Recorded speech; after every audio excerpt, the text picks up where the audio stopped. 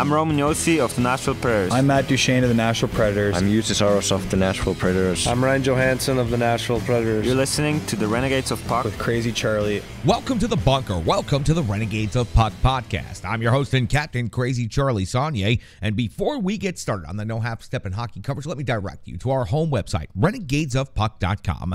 Once you go to renegadespuck.com, you'll learn everything you need to know about the show. And once you're there, you can get good and educated. Then you can click on that merchandise tab. That's going to take you straight to our classic logo t-shirt, our pride logo t-shirt, all of the different special event t-shirts. And don't worry, all the gimmicks you've come to know and love from the Renegades of Puck are still 100% available in our online store. Socks, throw pillows, wall art, bed sets, it doesn't make a difference. You can outfit your entire home or your entire body with Renegades of Puck merchandise, and we sure would appreciate if you would go ahead and do so. We've sold out so that you can buy in. Social media is of critical importance to this independent hockey operation, so please listen up and give us a little bit of support. It doesn't take you but a second, doesn't cost you a thing, but you can help us out in an incredible way by going to YouTube and giving us a subscription. That's where you can find Renegades of Puck TV. You can also find us on social media, on Twitter, Instagram, TikTok, and Facebook. You can find us in our behind-the-scenes live stream on Twitch. See how it goes behind the scenes. See what we do in the bunker when we're setting up, breaking down, and if there are any second takes or mistakes, you're going to find them right there on our Twitch stream first, and our audio podcast. Our best month to date, January, just wrapping up. The most views, listens, and downloads we've had in podcast history is Renegade Pucks. Stick tap, love, and respect to everyone at Full Press Coverage in the Full Press NHL Network. We sure to appreciate how much you've done to help us out. You can find the podcast on Stitcher, on Google, on Spotify, on Amazon, and so many other platforms. They do an incredible job of making sure that you can find the Renegades of Puck everywhere. Venmo is an easy way to become a sponsor of the show or just make a donation. Thanks to generous renegades just like you sitting right there watching and listening, we've been able to upgrade our technology and our equipment significantly. Camera, light, microphone. We have made a huge leap in what we have been able to do between last season and this season, and we have ambitions to continue growing and making those exponential gains as we continue. So please, if you can spare $1 or more, it all goes directly to the Renegades Puck, directly to helping this independent hockey operation. Scan the QR code that's currently on your screen. Just search Renegades of Puck when you go to Venmo. Now, I know it's time for me to deliver the no half-step in hockey coverage, so let's get to the goods. Time for operation number 710. That's right, show 710 for the Renegades of Puck. And at this moment in hockey history, the Nashville Predators currently find themselves in 5th place in the Central Division. 48 games skated is the least amount of games skated within the division. They hold a record of 24, 18, and 6, 54 points. They have a home record of 14, 7, and 3. They have a road record of 10, 11, and 3. They've scored 137 goals in the season. They have given up 141 goals in the season. That is a goal differential of -4. Now, taking a look at the rest of the Central Division from the top down. Let's start with the Dallas Stars. They've skated in 51 games. They have a record of 28, 13, and 10. Those 13 losses represent the least amount of regulation losses in the Central Division. 66 points has them 1 point clear of second place Winnipeg. But it is the Dallas Stars that also lead the division in goals for with 173 total scored, and goals against. They've given up the least amount in the division at 133, giving them also the best goal differential at +40. In second place, you'll find the Winnipeg Jets, who have skated in the most games in the Central Division to this point at 52. They also have the most regulation wins in the division, 32. 65 points is second overall, has them 1 point behind the Dallas Stars. The Minnesota Wild are in third place. They have skated in 48 games, as well as the Colorado Avalanche and the Nashville Predators. So the three teams that are jumbled up right here have all skated in the least amount of games in the Central Division. The Minnesota Wild have 58 points. They are 4 points behind the Dallas Stars. The Colorado Avalanche at this point in the season, 48 games skated, 27 victories. They have 57 points on the season, and the Nashville Predators are sitting 3 points behind them in 5th place. Nashville Predators at 54, then St. Louis at 49, but the St. Louis Blues are not only 5 points behind the Nashville Predators in the standings, they've also skated in 3 more games than the Nashville Predators, competing 51 times already. already this year. The Arizona Coyotes sit in 7th place with 38 points overall, and the Chicago Blackhawks are in the basement with 34 points. They have also only scored 118 goals on the season. That is the least amount in the Central Division, but they have not given up the most. It's the St. Louis Blues that have given up the most goals within the Central Division at 185 on the year. But Chicago does have the worst goal differential overall at minus 58. Now, for the Nashville Predators, they currently sit 3 points behind 4th place Colorado, and they sit 4 points behind an automatic playoff qualifying spot of 3rd in the Central, which is currently held by the Minnesota Wild. So for the Nashville Predators, let's take a look at where they currently sit on the season and what's left to go. 17 home games and 17 road games make up the rest of the schedule. In the month of February, the Nashville Predators will skate in 10 total games, not back on the ice until February the 7th after the All-Star break. That's when they will take on Las Vegas, and then they will have a couple of days before heading into Philadelphia on the 11th of February. The 13th of February, we'll see the Preds back home against the Arizona Coyotes. The 16th, the Boston Bruins will be here in Nashville, and then Florida, Minnesota on the 18th and 19th, and that is the first back-to-back post-All-Star break. The Nashville Predators will go on to the month of March, and this is where the schedule is going to be the most critical. It features the longest road trip remaining on the season, also the most games total. 16 games in total, 8 of 9 taking place on the road between February the 23rd and March the 12th. So that lengthy road trip will start on March the 2nd in Florida and then go to Chicago, Vancouver, Arizona, Los Angeles, and Anaheim before the Preds make it back home in the middle of March to face off against Detroit and Chicago. And then we'll have a back-to-back with Winnipeg Jets and the New York Rangers, a home and away back-to-back. So for the Nashville Predators, 10 games in February, 16 games in March, and they'll wrap up the regular season with 8 games in April. But in April, out of those 8 games, they will have 2 more back-to-backs, and the last 2 games of the season, which could be critically important, those also will be back-to-backs on the 13th and the 14th of April, and they are both Central Division games versus Minnesota and versus Colorado, 2 teams the Nashville Predators are currently battling for that 3rd and final playoff spot in the Central Division. So the breakdown is 10, 16, and 8 by month, February, March to April, 17 home, 17 on the road, 6 total back-to-backs. Noted a couple of notes on here.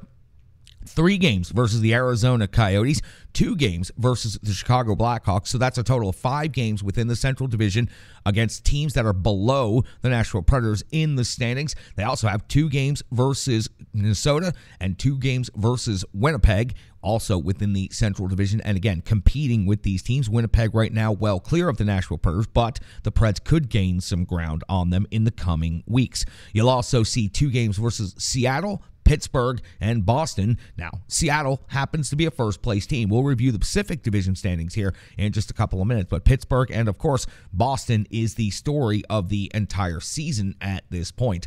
So that gets you set up for the Nashville Predators and what the schedule looks like moving forward. Now, let's talk about a couple of other things. In the wild card race for the Nashville Predators, where do they currently stand? Well, Edmonton holds the number 1 wildcard spot at 60 points. Colorado with 57. Calgary tied with Colorado 57. And then there's the Nashville Predators at 54 points. St. Louis is the next team in line at 49. So for the Nashville Predators to get into the wildcard hunt, they will have to displace at least 2 teams, and that is absolutely possible moving forward, because I wanted to make notation of a couple of notes from last season. Last year at this exact time, when the Predators were going into the All-Star break, they held a record of 28-14-4. That was 60 points, 6 more points than they have right now, but they finished 45-30-7 with 97 points. That was good for wild card 2, and of course they were swept by the Colorado Avalanche in the first round. Now, post the All-Star break, a record of 17-16-3. So the Nashville Predators were actually under 500 post the All-Star break and still made it into the playoffs. Can the Nashville Predators make up that 6-point differential and beyond to displace at least 2 teams in the Western Conference playoff race? Yes, I do believe they can, and having 5 games total against Arizona and Chicago, and also having head-to-head matchups against the team ahead of you in the standings, is something that will allow the Nashville Predators to compete for those final playoff spots. Now, critical importance right here when it comes to talking about not only the wild card but potentially a playoff is how the Nashville Predators are going to fare against and what they're going to be able to accomplish against certain division matchups. Now, the Central Division is, of course, of the most significance. Those were what we call 4-point swing games. Against the Central this year, the Preds are 5-6-3. They have 12 games remaining on the season, and a lot of the damage has been done by the Dallas Stars. So for the Nashville Predators, they need to improve significantly what they've done against their own division moving forward. Against the Pacific Division, 9-3-2 on the season, and they have 10 games remaining against Pacific. But 2 of those games are against the first place Seattle Kraken, and also Vegas will be involved some more. The Metropolitan Division, the record against so far this season, 8-3. 5 games remaining against that division, and the Atlantic Division, a record of 2-6-1, 7 games remaining against that division. So the Nashville Predators in those games have to find a way to get some points, but the Central Division and those 12 games remaining are your most critical, especially when it comes to teams below the Preds in the standings. They have an opportunity to gain some ground on the teams above them by playing competition that is less than them. I thought those numbers stood out, and I thought they were unique and interesting to the Nashville Predators for all their faults and flaws this season, all the underperforming this season, that they're only 6 points off the pace where they were last year. Now, right now, the number 1 seed would be a wild card matchup with the Dallas Stars if the Preds were to finish in the final position they were last year. And so far, the Dallas Stars have absolutely eviscerated the Nashville Predators on the ice. Now, for the Preds, where we stand at the All-Star break, getting away from the schedule, getting away from the records and all of that, here is where the team itself ranks in a whole bunch of different statistical metrics, and I expanded out to a couple of different fields than what we normally do on the day in and day out episode. Goals for on the season, Nashville Predators are 26th in the NHL, 2.81 is their total. Goals against, 2.92 is 14th in the NHL. In shots for, 31.4 on net per game, 18th best in the NHL. Shots against, 34.5, that's 29th in the NHL. The power play, it's not been great all season long. 16.7% is not a good conversion rate. It's best for 27th out of 32 teams. 26 conversions out of 156 power play opportunities. The penalty kill rate, 80.5%, not bad, right in the middle of the pack. 14th overall in the league. 33 power play goals against. I went beyond those fields and I sought out a couple of positive statistics for the Nashville Predators because, as you see, a lot of those are lower third of the league statistical metrics, and the Nashville Predators, I wanted to find some areas where they had been performing. Now, in the physical component of the game, the Nashville Predators have 1,406 hits on the season. That is 5th best overall in the NHL in hits per 60 minutes, 28.92 hits per game, and that is best for 2nd overall in the NHL. In blocked shots, the Nashville Predators have blocked 766 shots on the season. That is good for 10th best in the NHL. I was able to find 3 top 10 metrics for the Nashville Predators, and I wanted to make sure I brought those to your attention just so you can see a more complete picture. Now, beyond the schedule, beyond the standings, beyond the rankings, of course, the Nashville Predators, it's going to come down to who's able to be on the ice and who is out injured.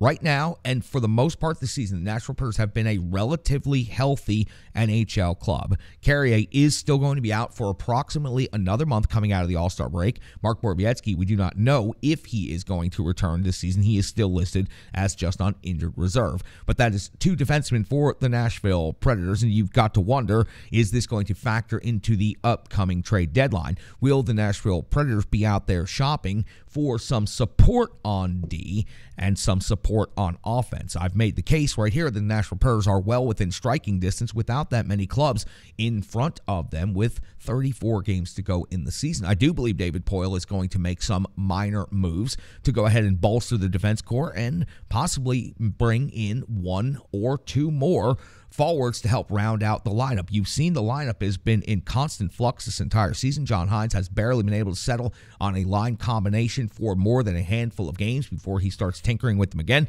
So I have no doubt that there could be some change coming to the lineup, and the Carrier injury, more than anything, I think affects that on the defensive side of things. Now, for the Nashville Predators, there's also a couple of really bright spots I just wanted to mention before we move on and start talking about the analysis portion of things, and that's the Milwaukee Admirals. Milwaukee Admirals having a good season and a couple of good prospects doing really well. Everybody remember Cole Sherwood from the opening series of the season? Well, he's got 18 goals and 13 assists down in Milwaukee for 31 points. That's leading the team. Luke Evangelista, 8 goals and 22 assists for 30 points. Second on the team, Philip Tomasino, 12 goals and 17 assists for 29 points, having a really, really nice year in Milwaukee. Schneider has 15 goals and 12 assists for 27 points. And Tommy Novak still 5th on the Admirals in scoring, even though he's been with the Nashville Predators now for a couple of weeks. 11 goals and 15 assists for 26 points. Now, Askarov, 14-8-3 on the season. His first full season with the Milwaukee Admirals, a .901 save percentage, a 2.80 goals against average. And, of course, we got to see him here at the parent club level with the Nashville Predators for just one game. And he was overworked and a little bit overwhelmed, but you can definitely see the raw talent that he has as he begins to get seasoned, get that experience over here on the North American ice, the North American game, and with the Nashville Predators. Hockey system, players are as unique as the game itself, and your uniform should be tailored to that fit gets you caught up Rebirth with where Sports the is Nashville your Predators sports are apparel at the All-Star tailor. break, Shells, bags, warm-ups, hats, hoodies, branding, and more. Let Rebirth Sports be your custom hockey tailor. And don't forget to tell them they do more than just hockey. Rebirth Sports on Facebook, Twitter, and Instagram. Rebirth Sports, a match made in hockey. So, let's get to it. An extra stick, taps, love, and respect to Doug and the entire crew at Rebirth Sports coming through and getting the Renegades of Puck ready and outfitted with their entire new uniforms for the first game in team history. We sure do appreciate you guys and how much effort you went through. The team looked incredible out there on the ice. There was absolutely no issue with how we looked. It's maybe just how we skated past and shot a little bit. Again, moving on. The Nashville Predators goaltenders, UC Saros on the season, started off the season absolutely awful. We were, again, starting to question another slow start. Did he need some conditioning, some time in the minor leagues? But then, just as we started to have that conversation, he turned his season around as he has done in previous times. 37 games skated now in the year. 19-13-5 is his record. A 2.74 goals against average and a .920 save percentage. I think that UC Saros is going to be a Vezina finalist by the end of the year. We go into the All-Star break with him being #1 in total saves made this season. He's broken the franchise record this season. He's put up one of the most significant single regular season performances in the history of all goaltending, and UC Saros just continues getting better and better. And now he has the backup that the Nashville Predators have needed to get behind him since Pekka announced he was going to be retiring. Kevin Lankinen has come in now, skated in 11 games. He has a record of 5-4-1, a goals against average of 2.64, and a .924 save percentage, and Lankinen has put up some very good performances. He's been put in there in some very difficult circumstances. He competes hard, and the team seems to play very well in front of him. Lankinen is the competent backup that the Nashville Predators were seeking last season, but never quite found. And in an emergency situation, we saw Askarov get called up for one game on the season. Of course, he's 0-1 in his only game. He made 31 saves in that game in his NHL debut, and what a spark that's going to be to see him and continue watching his development. Now listen, I'm talking about goaltenders, I'm talking about the Nashville Predators right here, so there's only one man that I know of to go to who is the expert. He is the starting goaltender of the Renegades of Puck. He is the one and only Mostradamus, a man so far ahead in the future. He's going to tell you everything you need to know about the Nashville Predators, their starting goaltending, their future goaltending, and the goaltending that comes beyond that. You can find him on Twitter at GreekGoalie35. Please welcome back to the show, the one and only Greg Machopoulos. Thank you very much, Charlie. It is my pleasure and honor to be back with the Renegades of Puck for another session as we report on the Nashville Predators halfway through the season at the All-Star break, on the outside looking in to a playoff spot right now for the 2022-2023 season. Now, there's a whole lot of things we can talk about with the Nashville Predators. Their inconsistency offensively, their inconsistency on the ice. We've seen them go from winning 7 out of 9 games to losing 6, 7 in a row and not getting hardly any points, and that's why they find themselves in the position they are in right now.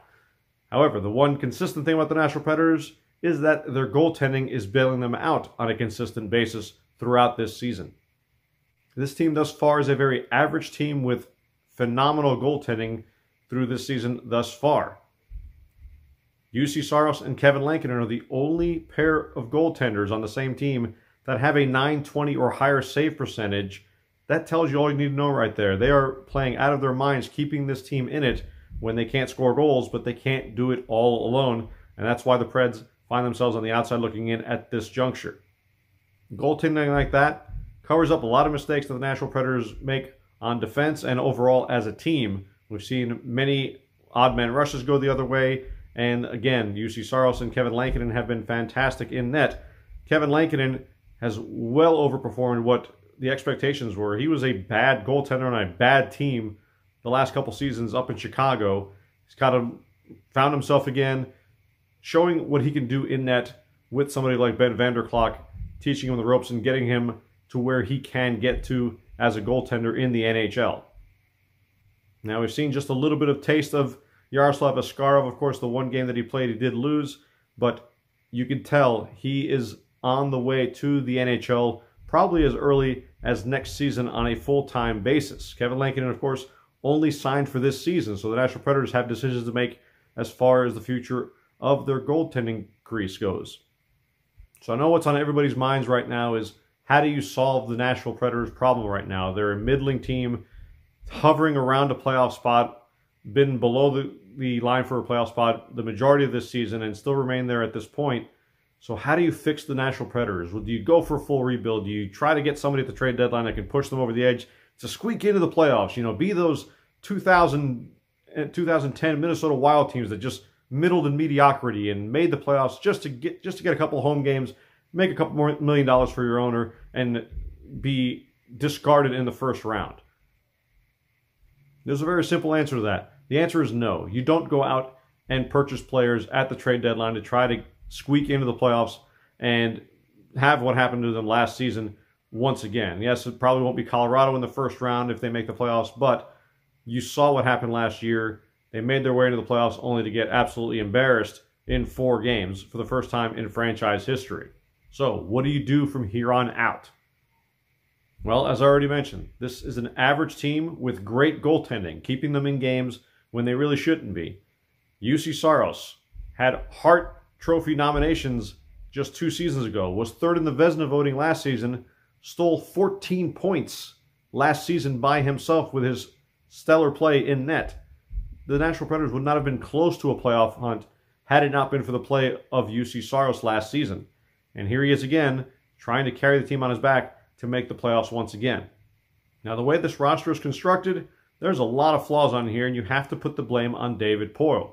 You have your top 6 paid forwards, all between the ages of 28 and 32. There's not any major youth movement as far as the price tag of these guys goes. So you have guys that are at their peak or just past their prime on the roster, clogging up a lot of salary cap. The Nashville Predators, for as average as they are, they only have $2.5 million below the salary cap. So you have a lot of long-term contracts tied up, and you can't go out and get younger players, free agents that could make a difference in that top 6 or possibly a top pairing or a top 4 defenseman. So what do you do as the Nashville Predators? Well, you have to make trades, unfortunately. I'm not one to say you have to get rid of somebody like a UC Saros, but the bottom line is this, guys. The Nashville Predators are not going to go anywhere as a franchise if they don't make these tough decisions with the people they have on their roster right now. They don't have any significant free agents coming off the roster next season. You have restricted free agents: Dante Fabro, Alex Carrier, Tanner Jeannot, and of course, Cody Glass, who has seemed to find his way into the top 6 position right now at this juncture. Those are all restricted free agents. You don't have a whole lot of money to throw around if you're going to keep all 4 of them or any percentage of those guys. So, my proposal is this, and it's not easy to say. UC Saros, at a $5 million cap hit, still a couple years left on his contract. You can never get more than what you can get from him right now as a trade bait scenario. UC Saros, any team that has the offense, has defense, has everything they need except for that number 1 goaltender. Look at teams like Edmonton. Are they really going to make a Stanley Cup playoff run with the goaltending that they have right now? Look at other teams as well. Toronto, are they going to keep going the way they're going? Goaltending always seems to be the question mark for Toronto as they proceed in the playoffs, trying to get past the first round. We know how much their fans expect out of that franchise. They need a top goaltender. UC Saros is the answer for that. You can make a killing getting assets back for a UC Saros. Another guy you could probably trade. I know I've seen a lot of rumors out there about Matthias Ekholm. I don't buy it. He is just in his first year of his new contract extension.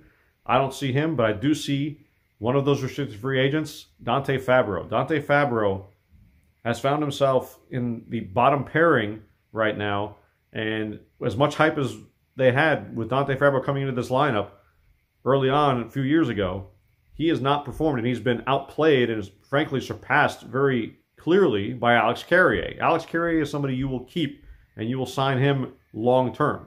Dante Fabro's a guy, can be a top 4 defenseman on another franchise looking to make a deep playoff run. You can never have enough blue liners to make a Stanley Cup championship run, particularly out east where the competition is so insanely tough out there just to even get in the playoffs.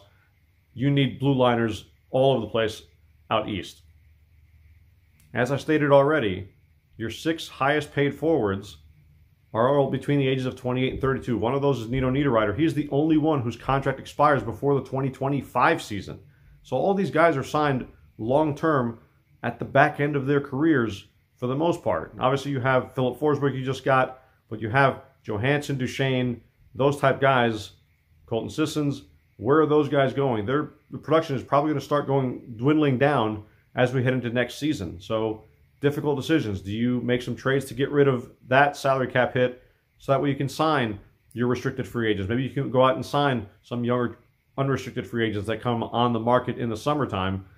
The draft is in Nashville. It'd be a perfect opportunity for David Poile to make a major splash with this roster if he's still the general manager. If he's not, what an ideal opportunity for whoever the general manager is on their home ice on draft day for the Nashville Predators to make a major acquisition on draft day as your first major acquisition and first major transaction as a new general manager of the Nashville Predators.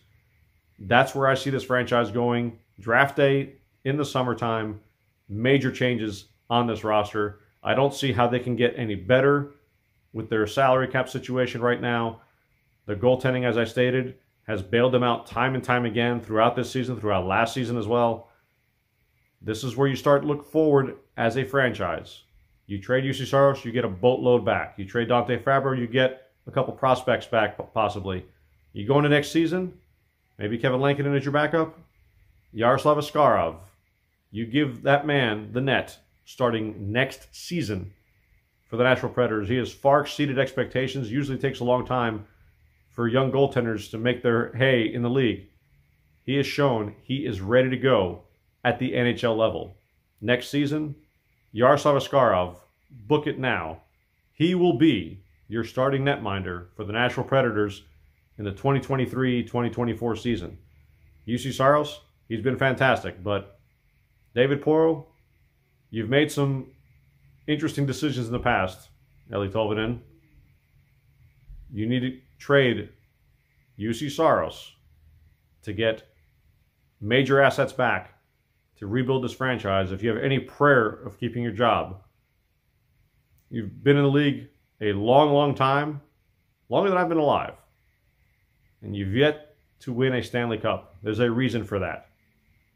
You make some big trades, but you have bombed on many acquisitions and have set this franchise back, frankly, at least 5 years with the decisions you've made. David Poile, it's time to move on. Nashville, time to move on. It's a middling franchise right now in mediocrity, and that's not going to get anybody excited to overpay to watch this team play. It's just not going to happen. Nobody's interested in watching an average team. Make some splashes at the trade deadline. Make a major splash come draft day. Charlie, back to you. Hello. I'm Tracy, owner-operator of Strong Style Fitness. And that's me and my training assistant, Rizzo. And we are here to bring you fitness that meets you where you are by offering circuit classes, bar-inspired classes, Tabata workouts, boot camps, guided stretching, and more, all taught by a certified personal trainer, me. To learn more, go to our website, strongstylefit.com. Subscribe on YouTube at Strong Style Fitness. Follow on social media at Strong Style Fit. But most importantly, let's get you moving. It doesn't matter if it's your first workout or you've been doing it for years. Strong Style Fitness has the workout that meets you on your journey and helps you along the path to a happier, healthier life. I understand where you've been, what you were going through, and where you were going, and I want to take you there. We'll see you on the mat. Mwah.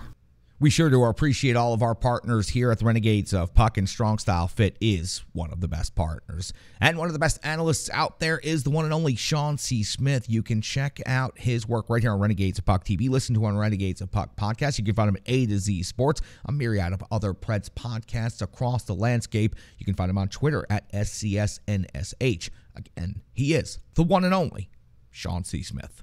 Thanks, Charlie. Hey, Renegades, it's Sean Smith. We don't have a Predators game to talk about right now, but we do have a few things to talk about as we sit in the middle of this All-Star break. While we haven't seen the Preds play, there's certainly a lot of things that we need to look at before they get ready to play again. And here's the biggest thing. Now, look, I'm not going to sit here and take credit for this because this wasn't anything I came up with. It wasn't research I did. But over at A to Z Sports, where I write with a guy, maybe you've heard of him, named Alex Doherty. I think Alex is a phenomenal Preds writer, and he came up with this information today. Now, he tweeted it. It's out there. It's public. If you want to follow Alex, that is at AlexDoherty1. That's Doherty spelled Daugherty, and then the number 1 after that. You can follow him on Twitter. If you want to see this, check it out. Look it up. If you don't already follow him, you should follow him. He's got a good giveaway going on right now, too. But he's my site mate, and I think he puts out some good stuff. So I'm going to throw this out there a little bit. Here's what Alex said. Okay, I'm going to read it to you. This is good. So the Preds have 54 points at the All-Star break. By most predictions, they'll need at least 98 points total to make the playoffs. That's 44 points in their final 34 games. Now, he's given a few scenarios where this could happen. 22 wins, 12 losses. Straight up, that gets them the points they would need according to all of the models and predictions. 21 wins, 11 losses, 2 ties. Losses in overtime, I guess you could say. That's really what that is. Or you could even go 20 wins, 10 losses, 4 overtime losses, or 19 wins, 10 losses, 5 overtime losses. Would get them the required 44 points in their final 34 games. Now, here's the thing. He goes on to explain, and again, I'm trying to give you an update. Look, everyone else has been talking about the season so far. I want to talk about where we go from here. So this is kind of the thing. The good news is the Preds have been on a pace like that recently. He says here, look, the Preds, this is after their last game, are now 12-6-2 in their last 20 games. That's 26 points and 40 points possible. If you spread that out over a regular 82-season game, that would be 106 points on the season. So they're definitely playing the way they need to get the points they need in order to make the playoffs. And of those 12 wins that we just talked about, 7 were over teams with better current odds to make the playoffs. Edmonton, Carolina, Washington, Calgary, Los Angeles, Winnipeg, and New Jersey. Now here's the thing. If we go back to the beginning of the season, one of the biggest things that was kind of lobbied at the Predators and kind of thrown up at them was like, yes, you've won some games, but you're winning against teams that are cellar dwellers. They're teams that are not going to make the playoffs. They're trying to suck hard for Bedard. I don't know. They're just trying to get a high draft pick. That's what they want. Now, the problem was they weren't winning games against teams that were headed to the playoffs. I even put an article about this out on A to Z Sports not too long ago. Look, if the Predators want to make a statement and say that they're going to be a team that can make it to the playoffs, and then once they're there, do more than get booted in the first round, which has become the trend recently, they're going to have to put up some wins against teams that, quite frankly, they would see in the playoffs. Now, that was with the last 3 games for the All-Star break, and they did that. They won those 3 games. They made a big statement. So as it stands, they're on pace. They're on track. They're winning at a rate or getting points at a rate that would allow them, if everything works out right, to get into the playoffs. Now, Alex points out, too, that the most crucial part of the schedule that's left is going to be the final 16 games of the season, because all but 2 games against teams with better playoff odds, again, as of today, with the only exception being the Buffalo Sabres, who recently beat the Preds, if you remember that, and of course they also have to play the St. Louis Blues, which was of course the loss that kind of pushed them into having that team meeting that seems to have turned things around. The reason I bring this up is that should give you an idea of where the Preds need to go. They're going to have to win some games. They're going to have to win some games against teams that are better than them, some teams that are ahead of them in the standings and have better chances to make the playoffs, because a lot of those teams are teams that they're going to have to leap over if they want to get into the playoffs. Teams that by beating them prevent that team from getting 2 points and gives the Predators 2 points, which that's when you really see a big jump in the standings. If we go all the way back, way back to when I first started out, before Charlie ever had me on the radio show or ever had me on this, I used to do a little video segment called the Preds Game Plan ahead of every game. And what I did was talk about things to look for in the upcoming match. And I always had a little dry erase board that showed the standings. And I talked about, like, look, now if the Predators beat this team tonight, they're going to get 2 points. This team won't get any, so they move above. That's how Charlie found me. That's why we're where we are now. So I thought it would be nice to go back and do that a little bit. But Alex really kind of helped me out by doing some great research. So in the middle of the season, I know we're a little more than halfway through. But realistically speaking, we're at the All-Star break. In the middle of the All-Star break, that's where the Preds are. They're surging. According to all predictions, they're surging at the right time, and all the models say that if they continue to perform the way they've been performing over the last 20 games, they can earn the points they need to make it in the playoffs. The real question, Preds fans, as we've mentioned before, as we'll probably be mentioning again over and over and over, is can they do more than lose in the first round? If they can do that, I think they're making a statement. But if they make it to the playoffs again, scraping, scratching, fighting, biting, and clawing their way in, just to be unceremoniously kicked out after the first round, that should make for a very interesting offseason.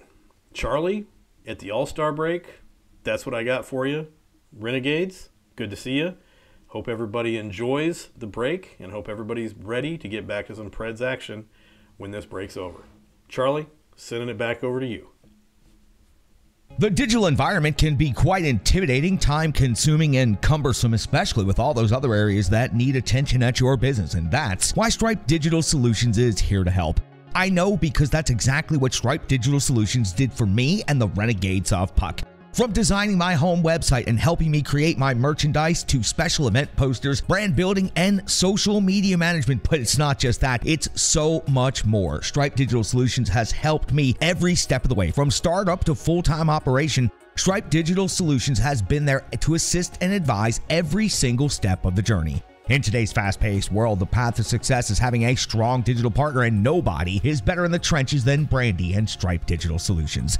Get the solution before it's even a problem with Stripe Digital Solutions. Thanks so much, Sean Shorter. Appreciate everything you do for the Renegades of Puck, and I appreciate you jumping in the trenches and filing that report here at the All-Star break, taking a look at all things Nashville Predators. Also jumping in the trenches, filing a report from out there in the field. It's the one and only Boyd Farish from Penalty Box Radio. Boyd's been out there collecting his thoughts. He's been getting it together, and he's got this presentation for you. And by the way, it's take two. He had to do an update because his breaking news ended up breaking. So here's Boyd with his brand new update that he's just filed. What's going on, y'all? It's Boyd Farish from Penalty Box Radio and the Predator Way podcast. Excited to be back in the trenches for Renegades of Puck. And well, I had a whole video about Bo Horvat and the Predators, but the Islanders went and made that obsolete, so we're just going to roll with the punches and find a new take to ramble on. So, while the Nashville Predators are off for the All-Star break, it makes sense to look ahead a bit. And the Predators and the city of Nashville have the unique opportunity this summer to host both the NHL Awards as well as the NHL Draft, which Nashville has done before, but certainly that was well before Nashville became the hockey city that it is known to be today. And hosting the awards, and especially hosting the draft, are really a chance to showcase your city, showcase your fan base, and let the hockey world know just how special your environment can be. So let's look back at Montreal in 2022 and see a few lessons we can find. So Montreal historically has a great and dedicated fan base. Playing in the Bell Center is always an intimidating place to be, much like how Nashville views itself. But the Canadiens had a nightmare season following their improbable Stanley Cup final run. And in the midst of that season, they made the business decision to kind of strip down and get themselves in a better position for a draft pick. Now, don't get me wrong, luck absolutely played a role. It is a lottery after all, because number one isn't guaranteed, but just the process of getting there gave the fan base something to get behind. There seemed to be a plan. And anyone watching the draft broadcast could see a tremendous fan environment. They were buzzing in anticipation, waiting for that number one pick. And the fans in the building exploded when the Habs made the number one overall pick for Juraj Slafkovsky. Now back to Nashville. Let's start here. Tanking for Connor Bedard is off the table. The Predators are too far in, too close to the playoffs. Other teams are far beyond them in tanking, so let's just let that one go. But the Predators do find themselves again in the squishy middle. They might make the playoffs. They might even go on a run. But if you're the Predators organization, can you bank on that with all eyes coming on Nashville in late June? You need to build excitement within the fan base, and you need the people to turn out for the events and show off just how great of a hockey city Nashville can be. So, like Montreal, a business decision has to be made. And really what that comes down to is the front office, and specifically General Manager David Poile, has to pick a direction and commit to it. I mean, really commit to it. If you're in on this season, you have to be all in. Go out and get a big name who's going to score a bunch of goals. Turns out, fans love to see that. If this isn't the year, make it known you're building for the future core of Philip Tomasino, Joakim Kemmel, Yaroslav Askarov, and beyond, with Roman Josi and Philip Forsberg as the mainstays. Now, you might not be able to rebuild all the way, but you can still show that there's a plan, and that will still build some excitement within the fan base about what could be coming in the years ahead. Very similar to what Montreal did, just in the case of Nashville, the number one pick is kind of off the table. The one thing you can't do is stand pat or just pick around the edges. Trading for a depth forward or a depth defenseman who plays 25 games down the stretch and the Predators lose in the first round, that doesn't generate any excitement. That doesn't get the fan base engaged with the entirety of the NHL world coming to Nashville this summer. The Nashville Predators need to pick a street, and they need to commit to it. The success of how Nashville represents itself this summer really just might depend on it. So that's all for me. Charlie, back to you in the bunker. Normally, I give you the top 5 scorers individually for the Nashville Predators when we talk about statistics and the goaltending numbers. But for today's purposes, since we're at the All-Star break, I wanted to go ahead and give you the bigger picture and the bigger scope. So I've got the entire sheet here in front of me.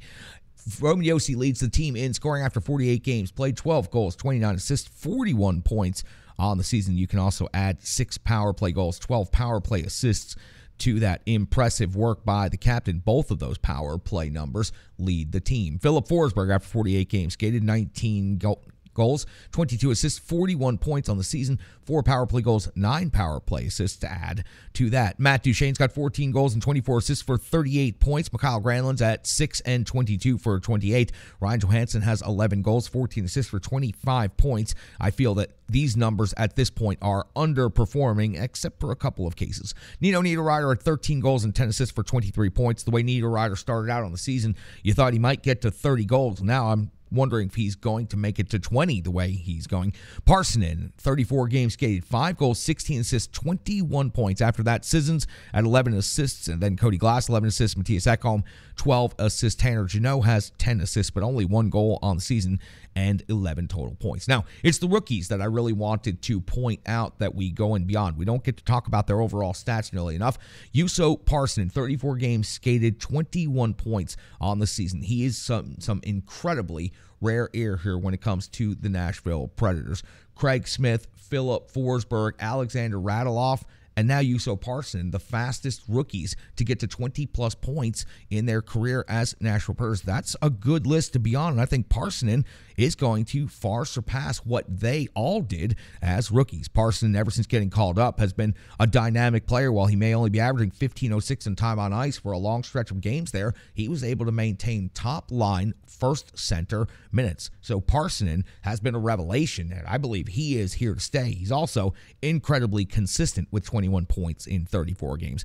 Cody Glass, slow start, but now that he's gotten going, 7 goals, 11 assists on the season for 18 points in 38 games skated. And again, Cody Glass, impressive, now playing first-line center for this Nashville Predators team, and he has been chipping in more and more offensively as of late. Does a lot of little things right, and he's a fun player to watch. Only averaging 13.08 in total time on ice at this point in his career, but that is most certainly going to continue trending in an upward direction. And Tommy Novak, 19 games played for the Preds this year, 4 goals and 7 assists. We mentioned what he was doing down in Milwaukee. That's 11 points. His 11.18 in time on ice per game is always highly noticeable. When he's out there, he does a lot of little things right. He plays hard, and he gives you the effort that you hope to get when you put a player out there on the ice. Tommy Novak, I think, is an impressive player. I think he's got an opportunity to play a good, long career in the NHL.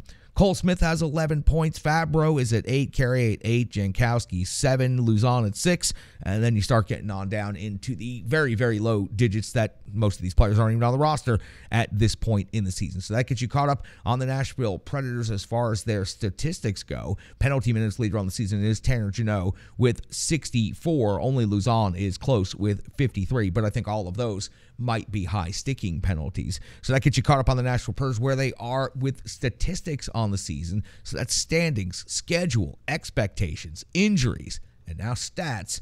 We'll get you some more analysis coming up right here, and that's going to come from Brian Baston. Because, of course, I'm talking about the numbers, and I need to kick it over to the guy who runs the Renegade Analytics Desk. He's got the numbers you need to know. He's got the charts you need to see. He is the one and only Brian Baston. Sure happy to have Brian in the trenches. Here's his report. Thanks a lot, Charlie. I am here at the Renegade Analytics Desk, and we're going to bring you a little bit of a mid-season stats report. Now, I know that the captain has shared a few things with you and given you some numbers, which are all great stuff, but of course, you know my job here is to go beyond the numbers a little bit. And so let's check in on the Nashville Predators about halfway, a little over halfway through the season as we are here at All-Star break, and let's see exactly what's going on with this team and how they're performing lately. So first, let's look at 5-on-5. We know what the situation is with the power play and the penalty kill. It's not great. We'll get back to something about the penalty kill here in a little bit, but let's focus on 5-on-5 because that is, of course, where the majority of the game is played. So let's look at what Nashville is doing. So we'll start first with just shots per game on a per 60-minute basis. Nashville is 13th in the NHL in shots for per 60, so that puts them in the upper half. Not great, but not not bad either. Shots against, they are 28th in the NHL in shots against per 60 at 32.8. So they are giving up a lot more shot volume, and as Uzi Saros could tell you against Carolina, they're giving up a whole lot of shot volume. But let's take a look and see where exactly is Nashville at 5-on-5 when it comes to shot quality. So on offense, they're actually improving quite a bit. They're right now 8th in the NHL in expected goals for per 60. So they are creating a lot of high danger chances. And we've seen that in the last couple of weeks. Nashville has really focused on creating a ton of opportunities in the crease and in the slot. And we're seeing that. And the problem is it's just they've not been able to convert those into goals so often, but we're starting to see that luck start to turn. Now let's look at expected goals against. And for those of you unfamiliar, it's kind of hard to evaluate defense and defensemen sometimes because there's not really a stat you can point to. You don't want to look at, goals allowed because obviously a goalie could be bad in front of a very good defender and that shouldn't count against a defender. But what defenders usually can control, or at least have some control over, is the quality of shot that's taken by the opponent. Now, Nashville right now, they are 27th in the league in expected goals against per 60. That means they are giving up the sixth most expected goals against. So they're the sixth worst defense, basically, at preventing shot quality. So not only are they allowing a ton of shots against to put them, solidly in the bottom quarter of the league, but they're near the very bottom of the NHL at all in shot quality as well. So you would think that, again, pretty good offense with shot quality, very bad defense on shot quality. So how does that turn out in goals? Well, it's pretty much spot on even. Both goals for per 60 for Nashville at 5-on-5 and goals allowed sit at 2.45. So offense, that puts them at about 19th in the league, so a little bit below average. And for goals allowed, that's 12th. Now think about that. They are allowing 2.89 expected goals against at 5-on-5 every 60 minutes, but only allowing 2.45 goals against. That's a difference of almost half of a goal difference. And you can probably see where I'm going with this, but let's take one more look at a couple of numbers just to kind of drive the point home. Now, the Nashville shooting percentage at 5-on-5 is a 7.9%, which puts them at 21st in the league. However, their team save percentage at 5-on-5, third in the league at 93.2. So, of course, you know what that means. This is the team that is producing a lot of shot quality but can't finish their shots, so they're not scoring up to the potential. They're giving up a ton of shot quality and shot volume, which you usually don't want both of those at the same time, but are being saved pretty much single-handedly by the efforts of UC Saros. UC Saros, again, who is second in the NHL in both goals above replacement and goals saved above expected. That means he is facing higher quality shots against than any other goaltender, and he's saving more of them at a higher rate. UC Saros has been nothing short of incredible, and the fact that The Athletic didn't list him as one of the top 3 or 4 contenders for the Vezina at the midpoint of the season is absolutely crazy. Mark my words right now, UC Saros will be a Vezina Trophy finalist. If the Nashville Predators don't make the playoffs, he may not be able to win the award just because of how the NHL works, but count on it. UC Saros will be a Vezina finalist this season. So now that we've looked at it and you want to look maybe overall, we've talked about how special teams have been bad. They've just been pretty awful. In fact, the fact that UC Saros is the second best goaltender in the entire league on the penalty kill, yet the penalty kill's defense has been so awful. Again, another testament to how great he's been. Overall, though, at all situations, shot quality, Nashville falls back all the way from 8th to 16%. So that's the average shot probability of the average shot that they take. So they're just middle of the NHL, and that's about what you would expect. They're not too great, they're not too good, and that's basically where their record has hovered all season long. The shot quality they're giving up against, 27th, bottom 5 in the NHL, 29th in shooting, and 5th overall in saves. So again, there's a lot to be concerned about with Nashville, but there are some things that are a lot of things that there is to look forward to going forward, coming out of All-Star break. Now, there's been a lot to be said about John Hines and him switching line combinations around, but the line combinations that they found here in the last 2 weeks have been extremely effective. And when I talk about being just extremely effective, they're incredibly effective.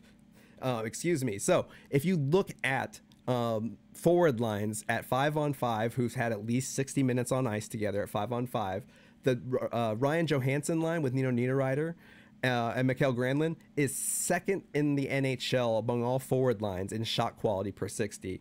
Jeannot, Novak, and Trennan are 7th, and Forsberg, Glass, and Duchesne are 10th. So that's 3 of the 4 lines that we've seen roll out heading into All-Star break that are in the top 10 in shot quality. However, only the Forsberg line is in the top 50 for the actual goals scored. They are at 13th. So they are creating, Cody Glass has really provided a spark for Matt Duchesne and Philip Forsberg, and they are producing tons of quality shots. And unlike the other 2 lines, they're actually able to convert that. Now, we've talked a lot about how bad the defense has been just on paper.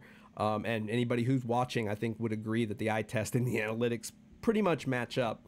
But Fabro and Ekholm have been, in some of their limited time, they've been a pretty effective pair as far as shot quality allowed, just 15th in the NHL, allowing the least amount of shot quality. But if we want to look at something that's been a huge spark, I think, for the Nashville Predators is the combination of Roman Josi and Ryan McDonough. They have a 2.6 positive goal differential per 60. So when they are on the ice, the Nashville Predators are outscoring their opponents by almost 2.5 goals per 60 minutes. That's really incredible. So yes, while the defense may be giving up a lot, when Roman Josi is on the ice, he is being allowed to be a much more creative, more offensive player, with Ryan McDonough kind of sitting back, playing excellent even strength defense, which he's done pretty much all season. And so there are some bright spots. And of course, UC Saros has been fantastic. Although one stat that I think shouldn't be overlooked, and I know there's been some talk about it, is you look at how good Kevin Lankinen has been. Kevin Lankinen has been beyond all of our expectations. And one thing you could say is that maybe he got some of that experience playing in front of a bad team that doesn't play defense in Chicago, and so that's why he was able to step into Nashville and do the same thing. But he's been pretty fantastic. In fact, I believe last time I looked, his save percentage was, I believe, top 5 in the NHL. Just for save percentages in 11 games played. So Kevin Lankinen, they've been splitting the games about 65-45 or so, or 65-35, pardon me, which is a little concerning. You'd like to see Lankinen, especially with his performance so far, get a little bit more time. But I think winning games right now is the most important thing for the Predators, and so they're going to ride UC Saros. Let's just hope that it doesn't happen like it did last year. A couple of players that I do want to spotlight before we finish this up here. One of the team players that has been a very pleasant surprise, and obviously you look at the top of a lot of the metrics and you see Roman Josi and Philip Forsberg leading the team in metrics like goals above replacement, which is, again, puts them in the top 10% of the NHL. So these guys are having a good season. Niederreiter, Matt Duchene, again, not having the type of seasons they were having last year, but still performing pretty highly. But Cody Glass, of course, we're going to talk about Cody Glass. He has been pretty much sensational since him coming back after his little layoff in the middle of this season so far. Cody Glass currently sits at 5th in goals above replacement, just above 5, about 5.5, 5.6, which is, again, 5th on the team, only behind Josi, Forsberg, Niederreiter, and Duchene. So he has stepped up into that top-line center role and has done a fantastic job. And like we said just earlier, that line is not only producing shot quality, but they are converting and creating goals too. So Cody Glass, hats off to him. He has done a ton of improving just within this season. And a lot of people that were in Vegas that were ready to give up on him as a prospect might be having some second thoughts. Now, unfortunately, we need to look at a player that it's a little bit odd. I'm going to say, honestly, from the eye test, this player has not been as bad as the analytics suggest. I think that there has been a role for him and that he has been helpful, especially in creating points and creating assists.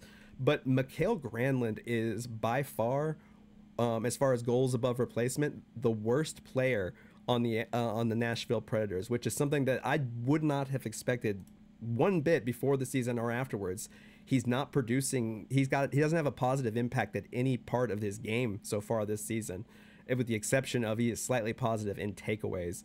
But it's unfortunate to see because, again, he is in that bottom 25 alongside Jeremy Lauzon. So it's hard to see that with Mikael Granlund, especially when you see Kevin Fiala balling out both in Minnesota last year and then now in Los Angeles. But I still am not ready to give up on that because he still does, from the eye test, he is a playmaker. He is a guy who is a facilitator, and he has those points. He is generating points. He's just not, playing that 200-foot game. And honestly, he may be the one that's underperforming on that line with Niederreiter and Johansson. So summing up this season so far, obviously there are a lot of problems. Without UC Saros, this team would be in lottery contention, probably bottom 5, probably bottom 7 in this league.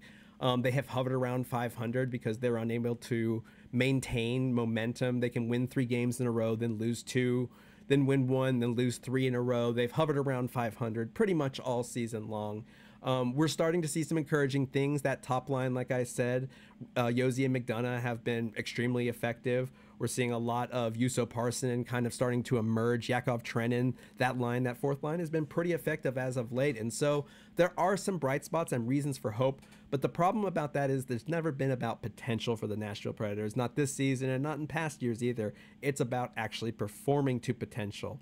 And the question is, because at this point, I think we can all pretty much agree that John Hynes may be coaching for his job the rest of this season, and David Poile may be, vying to try to keep his job as well throughout this season. And so they better hope that the offense can catch up to what they're doing. They're starting to do some of the little things right, but let's see if they can keep up. And this year, just a playoff berth may not be enough. They may need to win the first round in order to maintain what they've got and continue building, because otherwise, I believe the clock is ticking, and we're at the midway point in what could be the last season for Coach John Hynes and GM David Poile, but there's lots to be seen. Nashville has been in worse spots before, so let's hope that things turn around. Let's hope this season turns into something that is a magical run like we saw a few years back in the Cup run.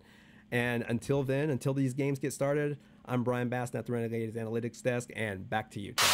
I'm Crazy Charlie Saunier, captain of the Renegades of Puck. I'm also tired of the cold, tired of the dark, and tired of being landlocked. I'm also willing to bet that I'm not the only one who could use some sun, fun, and time in paradise with friends. That's exactly why I called our great friend Pete Weber. He told me, call Ships and Trips Travel, and now we're all going to Mexico. That's right, Renegades of Puck, July 15th to the 20th of 2023. Dreams Vallarta Resort in Puerto Vallarta is the destination to hang with Pete Weber in paradise. To join Pete and the Renegades of Puck in Puerto Vallarta, go to www.shipsandtripstravel.com. That's shipsandtripstravel.com, and just click on the ROP on vacation tab. Don't stay landlocked. Join the Renegades of Puck in paradise, July 15th to the 20th, 2023 in Puerto Vallarta. Pete Weber, the Renegades of Puck, and you. It's time to ditch those skates for flip-flops and fun in the sun. And I just wanted to take a moment to go around the rest of the NHL here at the All-Star break. Just a couple of things I've highlighted and I'd like to mention to you. Wish we had more time to cover the rest of the league throughout each and every episode, but it becomes quite cumbersome, so we have to narrow our scope and our focus to just one NHL team at a time. The Boston Bruins are the best team in the NHL this season. They have 38 wins overall in 50 games played. They only have 7 losses. The 38 wins represents the most regulation wins. The 7 losses represents the least amount of regulation losses by any team in the NHL. 81 points is also best overall. Their home record is best in the NHL at 22-1-3. Their goals for 187. Their goals against 189. Both first and best in category. The goal differential of plus 78, also the best overall in the NHL. Toronto Maple Leafs are in second place behind the Boston Bruins at 70 points, then Tampa Bay at 65. That's your automatic qualifying teams from the Atlantic Division. After that, it goes Buffalo, Florida, Detroit, Ottawa, and Montreal, bringing up the basement of the Atlantic Division. Kicking over to the Metropolitan Division, those Carolina Hurricanes are in first place. They've skated in 49 games this play. They have 72 points on the season. They are 4 points clear of the New Jersey Devils and 10 points clear of the third place New York Rangers. Those would be your automatic qualifying teams from the Metropolitan Division at this time. The Washington Capitals are in fourth place, 58 points, 4 points behind New York, then Pittsburgh, New York Islanders, the Philadelphia Flyers, and the Columbus Blue Jackets. And the Columbus Blue Jackets will remain exactly where they are until someone ends the season.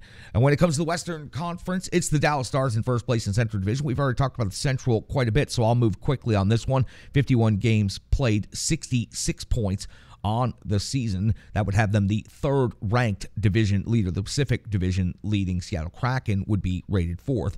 So Boston, Carolina, Dallas, Seattle would be the top 4 seeds right now from each division, and that would be the rank they would finish in. So for the Dallas Stars, of course, Winnipeg is just behind them, 1 point behind, then Minnesota, Colorado, Nashville, St. Louis, Arizona, and Chicago. In the Pacific Division, Seattle Kraken have overtaken the Vegas Golden Knights recently for first place. 49 games skated, 63 points on the season. The Knights are 1 point behind at 62. Los Angeles Kings are also 1 point behind at 62. And then there's Edmonton at 60. Highly competitive Pacific Division. Doesn't look like anyone's going to wrest control of that until we hit the final minutes of the season. Just a couple of other numbers that pop out and stick out. 48 games played is the least amount by any team, and the Nashville Predators happen to be tied in that category with several other teams, mostly and importantly the Minnesota Wild and the Colorado Avalanche, which are right next to the Nashville Predators and above them in the standings. The most amount of games played is 52. The Florida Panthers, the Washington Capitals, the Jets, and the Kings. One team in each division has played 52 games on the season. Mentioned number one overall in wins, Boston, 38. The least amount of wins in the NHL is the Columbus Blue Jackets, 15, but the Chicago Blackhawks also have 15. That's in regulation. The most amount of losses in regulation is the Columbus Blue Jackets, and they are just running away with this category, 32 on the season. Matter of fact, they only have 33 points in total, and it has to do mostly with their road record, which is truly one of the worst things I've ever seen. At 4-17-2 on home ice, it is truly abysmal. Chicago Blackhawks at 6-13-2 are the only team that comes anywhere near that. So just a couple of things I wanted to point out. And coming out of the All-Star break, the hottest team in the NHL is the New Jersey Devils at 8-1-1. Tampa Bay Lightning were also 8-2 going into the All-Star break. And a couple of other teams are starting to surge, and we're going to get to that point in time now.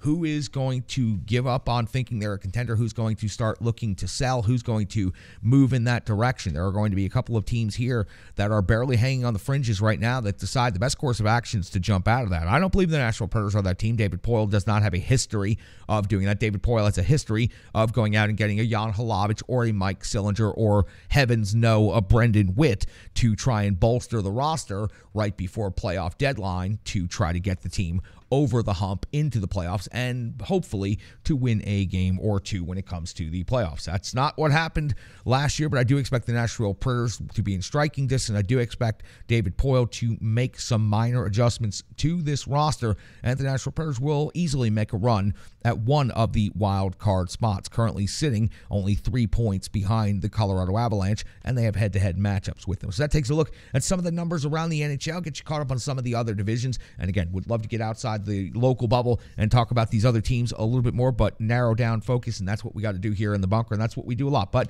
when we have the opportunity, we love to take the time.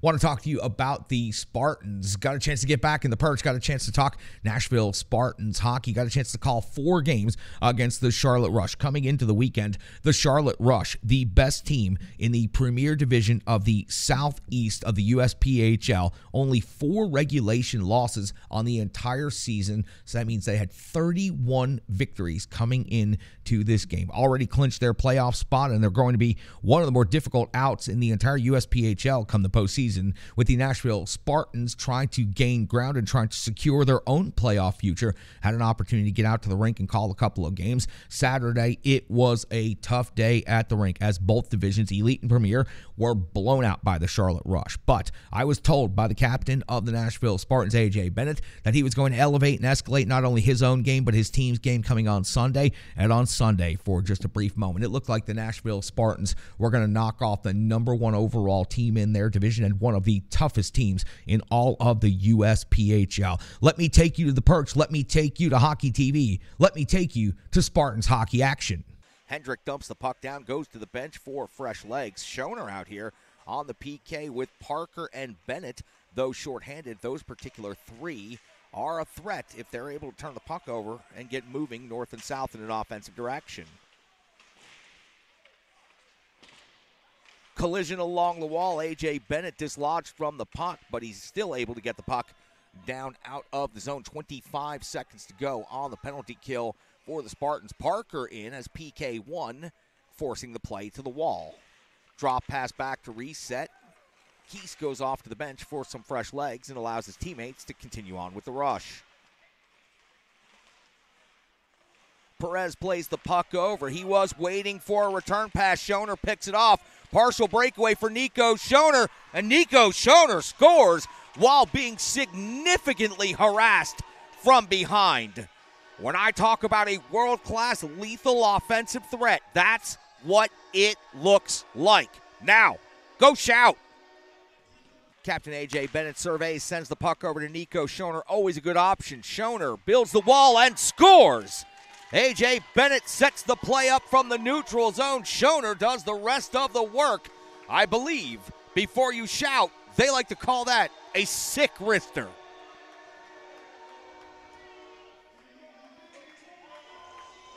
Banks couldn't keep the puck in for Charlotte. Now Banks takes a big hit from Parker. Nico Schoner in, and Schoner's got the hat trick. Goal number 46 on the season. Nico Schoner, a one-man offensive machine. 4-3 now in favor of Charlotte. It's Charlotte 4, Nico Schoner 3. Gonzalez takes the hit to maintain possession of the puck, fires it across. Spartans are down, and that's going to be a good goal. Charlotte's the best team in the Southeast Division, and they have come in here and made a statement this weekend, piling up the offense. It's on par, and it's based on what they do throughout the season. But this Charlotte team is going to be a very, very difficult out when it comes to the playoffs and the postseason. And it's going to be very difficult for anyone to go ahead and beat this team. With the goaltending that they have, very, very good club. Hendrick plays the puck with 30 seconds left in the game. Charlotte intercepts that play. They were looking for an extra goal. They're looking for their 8th goal at the end of the game. For the Spartans, Nico Schoner is going to go in 1-on-4. He's going to have the puck taken away from him. Now down to 10 seconds to go in the game. A.J. Bennett's got the puck all the way back behind his own net.